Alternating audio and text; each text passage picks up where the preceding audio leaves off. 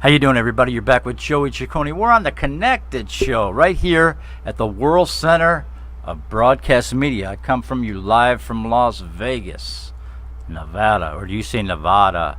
All right, everyone's got their own take on it. But the bottom line is we're on the archives, too. I'm not seeing any of my friends chatting in right now.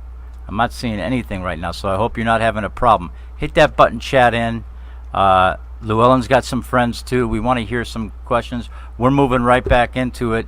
We do 4 10-minute segments, and time goes real fast.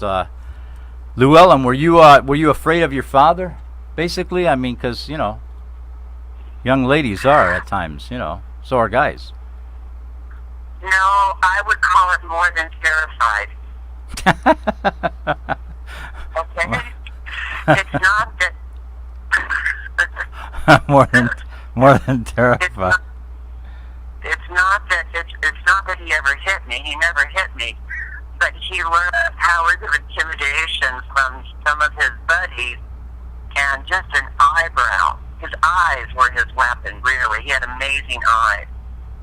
And when I was younger, there was this famous line. If he caught me in a lie, he always caught me. I mean, he followed me everywhere. He listened to all my phone conversations. I was in a cage. And if he caught me in a lie, he said, I'm throwing you out. I was thrown out of the house maybe 10 times. Never literally.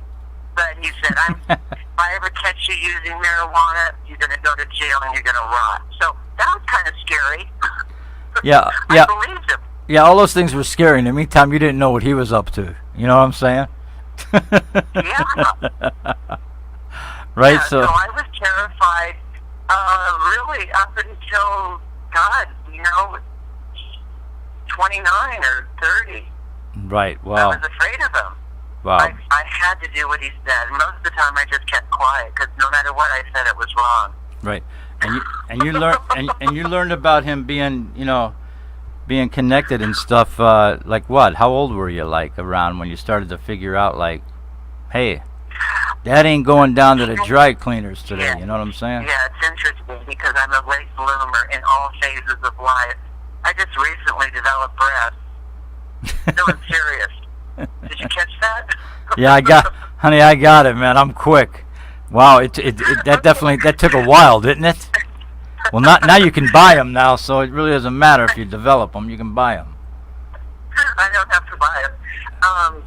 So I was about 40 and had an identity crisis, and I knew nothing about my mother because she had died very young, and my father never told me anything. I thought he was just born an adult, so I decided to go on this discovery and find out who my parents were, ancestry. Right. And that's how it all started. So I had to get all the FBI files, all the government files, and they told me the story, in a sense, which is kind of weird. But there was nobody else to talk to, I mean, right. A few of his friends, and they didn't want to say much. So, yeah, I was 40. Right. So now listen, with my green screen going on here, I know what's back there right now. So Dad was really with the horses and the racing, which is like I don't know, it was born in my blood. That's something that I love. But was he just there, playing the horses, getting tips? Del Mar, Santa Fe, all of them. They were beautiful. We got some in Italian we say cavalli. That's the horses back there, and I love them, man. I love them to death. It's a beautiful animal. But he really liked to bet them, eh? Well, he and Ben started his own wire service, right, back in the 40s, in competition with the Chicago Wire Service. And Ben's service was doing so well that, they were controlling. Yeah, there was a lot of, loopholes that they used in those days. Funny stories, really funny stories. Oh, my God. So my dad made a lot of money at the track because he knew he was going to win. And any kind of sport like that, he loved. He played polo and tennis, swimming. He was a real athletic kind of person. Right. But they controlled, they were taking over all of California. Yeah, I know they were, and Scott's throwing some pictures up there of Dad. I mean, real dapper, And as we know from the mob experience, Bugsy was very dapper, but your dad had an area in that show, and I passed by that case many times, and it was class the way those guys dressed back then. Forget about it. But let me ask you this: what did your father? Let me ask you something. Well, let's do this. Did you feel like Did you feel any shame? Being connected to these crimes? Did people kind of find out what was going on? He was best friends with Bugsy, right? That was his best friend. Yes, right? I did. Absolutely. So let's clarify. I didn't. Go ahead. All I knew is Ben was my best friend, Luellen. Ben would take a bullet for a friend, Luellen. Don't ever let anyone talk against this man. Okay. So I grow up, and this book or this documentary or a friend says something. I felt like I was from a different tribe. Right. Right. What did he tell you about Ben Siegel? What did he tell you? Like, this is my friend. We do things together. We play golf. I don't know. No details. Only 3 things. He was my best friend. He'd take a bullet for me, and don't let anyone talk him down if you're there. And I'm sure there's always the don't repeat anything we talk about. It stays in the family. All right. You never repeat what we talk about over here. Cloak and dagger. Right. Yeah. Did your dad? I don't want to jump ahead because we got the horses on here. We're going to build up to that. Man, I don't know what's going on with my people today, man. Where's all my fans? I got no chats coming in. I got no chats coming in. This ain't a good thing. Yeah, we're connected enough, but someone's either blocking or something's going on. But it's all right. I want to see Vinny. I don't know where you're at. Fletch. Let's get some questions up here. Let's get some things happening. Do you think people view you different because you were, in that lifestyle? That was your dad. It took me years to sort of really look back in retrospect and reconnect certain instances where it was dinner parties and somebody would say something about the mob, and I'd sort of go, ooh, yeah, it does happen.